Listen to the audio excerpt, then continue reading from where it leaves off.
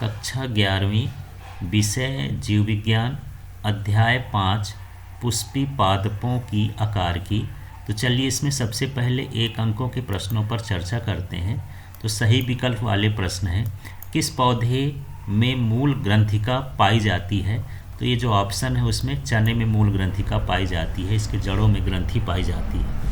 अगला है कंदमूल पाई जाती है, तो इसको देखते हैं। यह जो ऑप्शन है उसमें शकरकंद में कंदमूल पाई जाती है। अगला है मूलांकुर से उत्पन्न न होकर किसी अन्य भाग से विकसित होने वाली जड़ों को क्या कहते हैं? तो अन्य भाग से विकसित होने वाली जड़ों को अपस्थानिक जड़ें कहते हैं। फिर है न्यूमेटेफोर जड़ें पाई जाती हैं, तो ये राइजोफोरा में पाई जाती हैं। जूसिया में उपस्थित जड़ों का कार्य है श्वसन करना। बरगद के वृक्ष की स्तंभ मूल प्रॉप रूट्स काम करती हैं, तो वृक्ष के बड़े आकार को सहारा देने का काम करती हैं। अगला है जो तना हरा एवं पत्ती जैसा होता है कहलाता है, उसे तना जब पत्ती जैसे हो जाता है और हरा हो जाता है तो उसे पर्णकाय स्तंभ कहते हैं। फिर है निम्न में कौन सा तने का रूपांतरण नहीं है? तो यहाँ आम और अदरक ये तने के रूपांतरण नहीं है। अगला है केले का पौधा विकसित होता है अंतः भूस्तारी से। फिर है क्वेश्चन, आलू की कायिक वृद्धि होती है स्तंभ कंद द्वारा, उसका निर्माण होता है। अगला है फूला हुआ पर्णाधार कहलाता है, इसको पल्विनस बोलते हैं। अगला है स्माइलैक्स का कौन सा भाग प्रतान में रूपांतरित होता है? तो ये अनुपर्ण रूपांतरित होता है।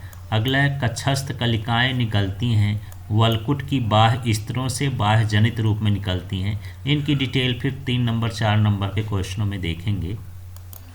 फिर है क्वेश्चन, पर्णवृंत पतानों में रूपांतरित हो जाते हैं क्लीमैटिस, ये जो इसमें दिए हैं उसमें से क्लीमैटिस है। मटर के पुष्प के दल पुंज के पुष्प दल विन्यास को कहते हैं, तो मटर का दल पुंज का पुष्प दल विन्यास ध्वजिक कहलाता है।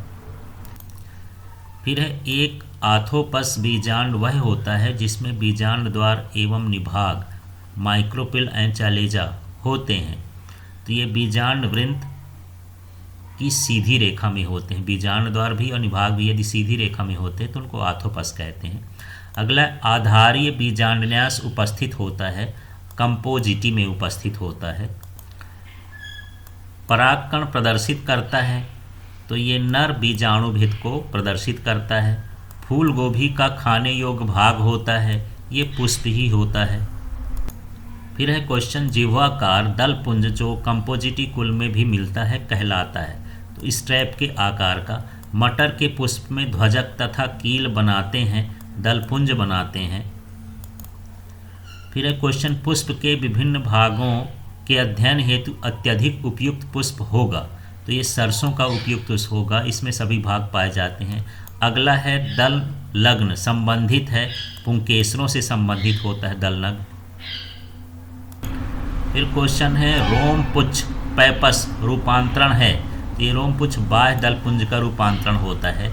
किसी पुष्प को जाइगोमॉर्फिक कहते हैं, इसके केंद्र से होकर केवल एक ही ऊर्ध्वकाट संभव होता है जो इसे 2 समान भागों में बांटता है, इसको जाइगोमॉर्फिक कहा जाता है। तो कोई पुष्प है यदि हम उसको लंबा लंबा काटें 2 भागों में बढ़ जाए तो वह पुष्प जाइगोमॉर्फिक कहलाएगा। फिर जब पुंकेसर दलों से लगे होते हैं तब यह दशा होती है, तो पुंकेसर दलों से लगे होते हैं तो उसको दलग्न कहा जाता है। फिर है चतुर्दी दशा संबंधित होती है, ये भी पुमंग से संबंधित होती है। निम्न में से किसमें एक ही पादप में नर तथा मादा पुष्प मिलते हैं? तो ये मोनोसियस है। मोनोसियस इसलिए नाम है, मोनो मतलब एक होता है, जिसमें एक ही में नर और मादा पुष्प हों तो उसको क्या बोलते हैं? मोनोसियस। अगला है पुष्पों के समूह को धारण किए हुए प्ररोह की शाखा तंत्र को कहते हैं, तो पुष्पों के धारण किए हुए प्ररोह की शाखा तंत्र को पुष्पक्रम कहा जाता है। फिर है असीमाक्ष में पुष्प होते हैं, तो ये अग्रकाभिसारी क्रम में व्यवस्थित होते हैं, आगे की ओर व्यवस्थित होते हैं। अगला है वह पुष्पक्रम जिसमें आवृंत और एक लिंगी पुष्प पाए जाते हैं, उनको कहा जाता है मंजरी। फिर है कैटकिन या वर्टिसिलास्टर एक प्रकार है, तो ये पुष्पक्रम का एक प्रकार है। फिर है म्यूजेसी में पुष्पक्रम होता है, ये स्थूल मंजरी होता है। फिर है तंतु स्वतंत्र परागकोश समेकित एवं दल लग्न पुंकेसर किस कुल में पाए जाते हैं, तो ये एस्टेरेसी कुल में पाए जाते हैं। किस कुल में परिदल पुंज पाया जाता है, लिलिएसी में परिदल पुंज भी पाया जाता है। चना किस कुल का पौधा है, तो यह है पेपिलियोनेसी। फिर किस कुल के पुंकेसर अंडाशय के ऊपर पैदा होते हैं, तो ये है एस्टेरेसी। क्वेश्चन है सूरजमुखी का फल है, तो ये है सिप्सेला। सूरजमुखी के रश्मि पुष्पक होते हैं, एक लिंगी। अब हम देखते हैं एक शब्द या एक वाक्य में प्रश्नों के उत्तर। तो पहला प्रश्न है तना भ्रूण के किस भाग से विकसित होता है, तो ये होता है प्रांकुर से। दूसरा है द्विपार्श्व पत्तियाँ किन पौधों में पाई जाती हैं, तो ये द्विबीजपत्री पौधों में पाई जाती हैं। फिर है पर्णकाय स्तंभ रूपांतरण किस पौधे में होता है, तो ये होगा नागफनी के पौधों में। पूरा पत्ती ही तने में परिवर्तित हो जाती, तना पत्ती में। फिर जड़ का कौन सा क्षेत्र जल अवशोषण करता है, तो ये करता है मूल रोम। फिर पांचवा देख लेते हैं नर्म तथा हरे तने वाले छोटे पौधों के लिए वानस्पतिक शब्दावली क्या है, तो इनको शाक कहा जाता है छोटे पौधों वालों को। केले की पत्ती का आकार का नाम क्या है, इसको हम दीर्घायत कहते हैं। ब्रायोफिलम में पत्ती के किसी भी भाग से विकसित जड़ों को क्या कहते हैं, उन्हें जनन मूल कहा जाता है। फिर है राइजोफोरा में पाई जाने वाली विशिष्ट जड़ों का नाम, तो इसको बोलते हैं न्यूमेटेफोर। इसके बाद है पर्णाभ स्तंभ पौधे के किस भाग का रूपांतरण है, तो ये तने का है पर्णाभ स्तंभ। कैक्टस की पत्तियां कैसी होती हैं, ये कांटे के रूप में परिवर्तित हो जाती हैं पत्तियां। फिर है प्रकंद क्या है, तो तनों का अधोभूमिक रूपांतरण ही क्या कहलाता है, प्रकंद कहलाता है। फिर से शब्दों को ही देखते हैं, एक शब्द या एक वाक्य उत्तर हैं। दल के समान सहदल पत्र किस पुष्प में पाए जाते हैं, तो ये पाया जाता है बोगेनविलिया में। ऊपरी जाय पुष्प का उदाहरण दीजिए, तो ये होता है सूर्यमुखी। गेहूं का दाना फल है या बीज, तो गेहूं का दाना क्या है, फल है। शुष्क फल का नाम लिखिए जिसमें फल भित्ति बीज आवरण के साथ मिल जाती है, तो ये क्या है, कैरियोप्सिस। इसके बाद है पैम्पस पुष्प की किस रचना का रूपांतरण है, तो ये होता है बाह्य दल पुंज का। निषेचित तथा परिपक्व बीजांड के लिए वैज्ञानिक शब्द लिखिए, तो ये है फल और बीज। इसके बाद है तुलसी में किस प्रकार का पुष्पक्रम पाया जाता है, तो ये कूट चक्रक पुष्पक्रम पाया जाता है। सरसों में किस प्रकार का दलपुंज पाया जाता है, तो ये पृथक्कली दलपुंज पाया जाता है। परिदल पुंज का एक उदाहरण दीजिए, तो ये मक्के में होता है।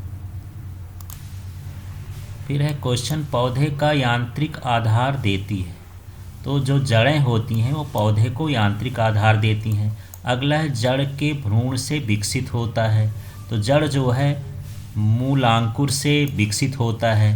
पर्व तथा खाली स्थान जड़ में नहीं होते, तो पर्व और पर्व संधियाँ जड़ में नहीं होती हैं। फिर है न्यूमेटोफोर दलदली पौधों की जड़ों में खाली स्थान के लिए विकसित होते हैं, तो ये श्वसन के लिए विकसित होते हैं। आर्द्रताग्राही जड़ों में खाली स्थान उतक पाए जाते हैं, तो ये गुंठिका उतक पाए जाते हैं। महाबरगद वृक्ष खाली स्थान में है, जिसमें खाली स्थान जड़ें पाई जाती हैं, तो ये कलकत्ता में है जिसमें स्तंभ जड़ें पाई जाती हैं, प्रॉपरूट्स। पर्णाभ वृंत का उदाहरण होता है, तो ये है ऑस्ट्रेलियन बबूल। फिर है छुई मुई में पर्णाधार होता है, तो ये फूला हुआ होता है। कैक्टस में प्रकाश संश्लेषण का कार्य खाली स्थान करता है, तना करता है। अमर बेल में पोषक से भोजन प्राप्त करने वाली रचना को खाली स्थान कहते हैं, हास्टोरिया कहते हैं। इसके बाद हम यहाँ पर रिक्त स्थानों की बात करते हैं फिर से, तो चलिए यहाँ रिक्त स्थान को देखते हैं। पक्षियों द्वारा परागण को खालिस्थान कहते हैं, तो ये जंतु परागण कहते हैं। अगला है पुष्प रूपांतरित खालिस्थान है, तो ये प्ररोह का रूपांतरण होता है। पुमंग खालिस्थान तथा जायंग पुष्प का खालिस्थान अंग है, तो पुमंग नर और जायंग मादा अंग होता है। अगला है पुष्पासन पर पुष्पी चक्रों का स्थित होना खालिस्थान कहलाता है, तो ये पुष्प पत्रों का निवेशन कहलाता है। अगला है 5वां देख लेते हैं। खालिस्थान के बिना फल का निर्माण पार्थिनोजेसिस से होता है, तो ये निषेचन के बिना जो फल बनते हैं उसे अनिषेक जनन या पार्थिनोजेसिस कहते हैं, पार्थिनोजेनेसिस। इसके बाद है युग्मक जनन में खालिस्थान का निर्माण होता है, तो इसमें युग्मकों का निर्माण होता है। फिर 7वां है वे फल जो अंडाशय से विकसित होते हैं खालिस्थान कहलाते हैं। अगले वाले खालिस्थान को देख लेते हैं। पुष्पी पादपों का सबसे बड़ा कुल होता है कंपोजिटी। फिर है खालिस्थान कुल का पुंकेसर अंडाशय के ऊपर पैदा होता है, तो ये कहाँ होता है? एस्टेरेसी कुल का। फिर है एंड्रोपोगान म्यूरिकेटस खालिस्थान का वानस्पतिक नाम है, यह गर्मी में शीतलता प्रदान करता है, तो ये खस का वानस्पतिक नाम है। फिर खालिस्थान, ये दाल हैं खालिस्थान कुल के सदस्य हैं, तो ये पेपिलियोनेसी कुल के सदस्य हैं। फिर है 5वां परिदल पुंज खालिस्थान कुल में पाया जाता है, ये लिलिएसी कुल में पाया जाता है। अब सही जोड़ी देख लेते हैं, तो इसमें है कांदिल जड़ें, तो ये सही है पर्व संधि पर उत्पन्न जड़ें। फिर इसके बाद है कवक मूल, तो कवक मूल ये सहजीवी जड़ होती है। इसके बाद है तीसरा पुलकित जड़, तो ये अग्रभाग में भोजन संचित जड़ करती है। इसके बाद है ग्रंथिमय जड़, तो ये तने के आधार से विकसित जड़ को हम ग्रंथिमय जड़ कहते हैं। फिर है प्लावी जड़, तो ये है जूसिया, प्लावी जड़ जूसिया में पाई जाती है। इस तरह से इसकी जोड़ी मिलाना है। फिर अगला देख लेते हैं पर्णाभ पर्व, ये किस में पाया जाता है? सतावर में। फिर है स्तंभ कंटक, ये किस में पाया जाता है? नींबू में। फिर तीसरा है भूस्थारी, तो ये कुछ समय के लिए वायवी जड़ होती हैं। फिर चौथा है पर्णाभ स्तंभ, तो ये पर्णाभ स्तंभ जो है एक तरह का कंद का काम भोजन एकत्रित कर लेता है। इसके बाद है 5वां समन्वित चक्रीय तंत्र, तो ये है संघनित कक्षस्थ कलिका, तो ये वाला इसका जोड़ी मिलाना है। फिर अगला है रक्षा हेतु पुष्पों के बड़े सहपत्र, तो ये बड़े सहपत्र किस में पाए जाते हैं? केला में। सूखे तथा छोटे सहपत्र ये किस में पाए जाते हैं? घास में। कैटकिन पुष्पक्रम ये किस में पाया जाता है? सहतूत में। फिर संयुक्त कोरिम्ब पुष्पक्रम ये किस में पाया जाता है? फूल गोभी में। फिर है पीपो फल, ये किसको बोलते हैं? कद्दू को। इस तरह से यहाँ पर जोड़ी मिलाना है इसकी। फिर अगला देखते हैं लंबा पुष्प अक्ष, तो ये है असीमाक्षी। फिर है अवृंत असीमाक्षी, तो ये क्या हो गया? स्पाइक। फिर है अक्ष सीमित व तलाभिसारी पुष्प, तो ये है ससीमाक्षी पुष्पक्रम। फिर है मांसल मोटे अक्ष वाला पुष्पक्रम, तो ये किस में होता है? इसको क्या बोलते हैं? स्पेडिक्स। फिर है यूफोरबिएसी पुष्प, तो ये है कटोरिया पुष्पक्रम, ये कटोरिया पुष्पक्रम। इसके बाद है गूदेदार पुष्पासन, ये क्या होता है? हाइपोथोडियम, इसमें हमको मैच करना है इसको। फिर सत्य देख लेते हैं। जड़ें गुरुत्वानुवर्ती गति प्रदर्शित करती हैं, सत्य है, माने गुरुत्व की ओर, धरती की ओर जाती हैं। अगला है जड़ों के अग्रभाग पर उपस्थित संरचना मूल छद कहलाती है, असत्य है। कुछ विशिष्ट कार्यों के लिए जड़, तना एवं पत्ती अपने मूल स्वरूप में कुछ परिवर्तन कर लेती है, इसे रूपांतरण कहते हैं। ये सत्य है। तने का अधोभूमिक रूपांतरण कुल 3 प्रकार का होता है। असत्य है। कुछ पादपों में 2 प्रकार की पत्तियां होती हैं, इस दशा को पत्तियों की विभिन्न रूपकता कहते हैं। सत्य है। फिर अगला देख लेते हैं। पुष्प के अंग विशेष कार्यों को करने के लिए रूपांतरित पत्तियां हैं, अतः इन्हें पुष्पी पत्र कहते हैं। तो ये सत्य है। एक फूल गोभी पूरा पुष्पक्रम है जो संयुक्त कोरिम्ब कहलाता है। ये भी सत्य है। बीज के अंदर पौधा सुरक्षित होता है। ये असत्य है। पुष्पक्रम में केवल 3 प्रकार होते हैं, सरल, संयुक्त, मिश्रित। ये सत्य है। असत्य है। 5वां फल भित्ति एवं बीज का बना होता है। ये सत्य है। तो चौथा वाला असत्य है, यहाँ पर आपको ध्यान देना है। पुष्पक्रम कई प्रकार के होते हैं। चलिए अगला भी सत्य असत्य देख लेते हैं।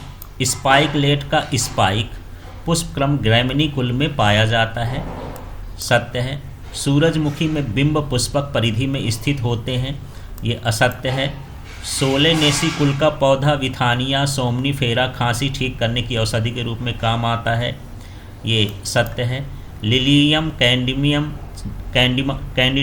चांदनी पुष्प का वानस्पतिक नाम है। ये असत्य है। राई, दूब, घास व बांस ग्रैमिनी कुल के सदस्य हैं। ये सत्य है। तो इस तरह से 1 अंक के प्रश्न यहाँ पर ख़त्म होते हैं। 2 अंक के प्रश्नों को अगले वीडियो में देखेंगे और इनकी जो समझना है पूरी थ्योरी उसको बड़े प्रश्नों में देखेंगे। Thank you.